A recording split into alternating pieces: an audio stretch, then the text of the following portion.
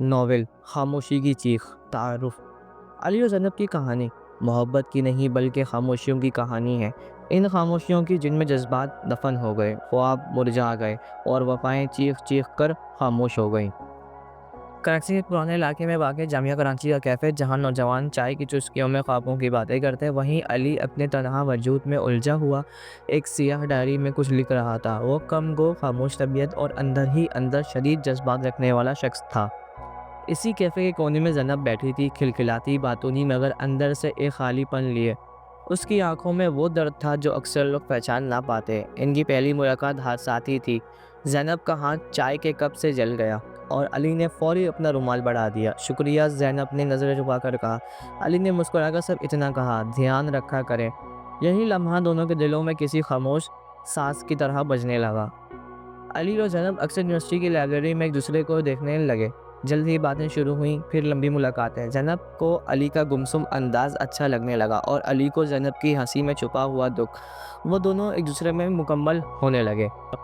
علی، تم کبھی کھل کے مسکراتے کیوں نہیں؟ زینب نے ایک دن پوچھا۔ کیونکہ میری مسکراہٹیں کہیں دفن ہو چکی ہیں، شاید تب سے جب میری ماں نے میرے سامنے خودکشی کی تھی۔ علی نے پہلی بار اپنے زخم دکھائے۔ زینب خاموش ہو گئی مگر اس کی آنکھیں برسنے لگی۔ میں تمہارے زخموں پر مرہم بننا چاہتی ہوں۔ علی نے کچھ نہیں کہا، صرف اس کا ہاتھ تھام لیا۔ محبت زور پکڑنے لگی۔ زینب نے علی کے لیے شاعری لکھنی شروع کی اور علی نے زینب کو اپنی ڈائری پڑھنے دی۔ ہر صفحہ اس کی ماضی کی تکلیفوں کا آئینہ تھا۔ زینب، اگر کبھی مجھے کچھ ہو جائے تو میری ڈائری سنبھالنا، علی اکثر یہ کہتا۔ زینب ہنستی۔ تم مرنے کی باتیں کیوں کرتے ہو؟ ہم ہمیشہ دونوں ساتھ زندہ رہیں گے۔ وہ دونوں شادی کے خواب دیکھنے لگے مگر قسمت کو کچھ اور ہی منظور تھا۔ ایک دن علی اچانک غائب ہو گیا۔ فون بند، گھر بند، کالج نہ آیا۔ زینب دیوانوں کی طرح ہر جگہ ڈھونڈتی رہی ہے۔ 3 دن بعد پولیس نے اطلاع دی، علی کی لاش شہر کے مضافات میں ملی ہے۔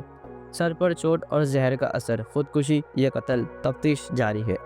زینب کا دل جیسے پھٹ گیا، وہ بے ہوش ہو گئی۔ جب ہوش آیا، علی کی ڈائری اس کے سرہانے رکھی تھی جو کسی نے اس تک پہنچائی تھی۔ زینب نے کانپتے ہاتھوں سے ڈائری کھولی۔ زینب، اگر تم یہ پڑھ رہی ہو تو شاید میں اس دنیا میں نہیں ہوں، مگر مجھے امید ہے تم مجھے سمجھو گی۔ میری ماں کی موت ایک خودکشی نہیں تھی بلکہ میرے والد نے اسے قتل کیا اور میں نے سب کچھ اپنی آنکھوں سے دیکھا۔ میں برسوں خاموش رہا مگر اب برداشت نہیں ہو رہا۔ میں نے پولیس میں رپورٹ درج کی ہے اور میرے باپ نے مجھے مارنے کی دھمکی دی ہے۔ اگر مجھے کچھ ہوا تو یہ خودکشی نہیں ہوگی۔ محبت کرنے والوں کو بزدل نہ سمجھنا۔ میں لڑا زینب مگر شاید ہار گیا۔ زینب پر جیسے قیامت ٹوٹ پڑی۔ وہ فوراً تھانے پہنچی، علی کے والد کے خلاف مقدمہ درج کروایا۔ کئی گواہوں اور علی کی ڈائری کی مدد سے وہ گرفتار ہوا۔ وقت گزرتا گیا، علی کا قاتل سلاخوں کے پیچھے چلا گیا مگر زینب کا دل اب خالی ہو چکا تھا۔ وہ دن رات علی کے ڈائری کے اوراق پڑھتی اور اس کی نظمیں دہراتی۔ ایک دن وہ یونیورسٹی کے کیفے کے اسی کونے میں جا بیٹھی جہاں علی نے پہلا رومال دیا تھا۔ اس نے ڈائری کھولی، علی کی آخری نظم پڑھی۔ زندگی تم سے شروع تھی اور تم پہ ختم ہو گئی۔ اب جو بچا ہے وہ صرف خاموشی ہے اور تمہاری یاد کی چیخ۔ زینب کی آنکھوں سے آنسو بہہ رہے تھے، وہ اپنی کرسی پر جم سی گئی۔ دل نے دھڑکنا چھوڑ دیا۔ زینب کی لاش کے ساتھ علی کی ڈائری ملی اور اس کے ہاتھ میں ایک کاغذ تھا جس پر لکھا تھا، علی، میں تم سے محبت کرتی تھی، تمہاری خاموشی سے، تمہارے دکھ سے، اب میں تمہارے پاس آ رہی ہوں۔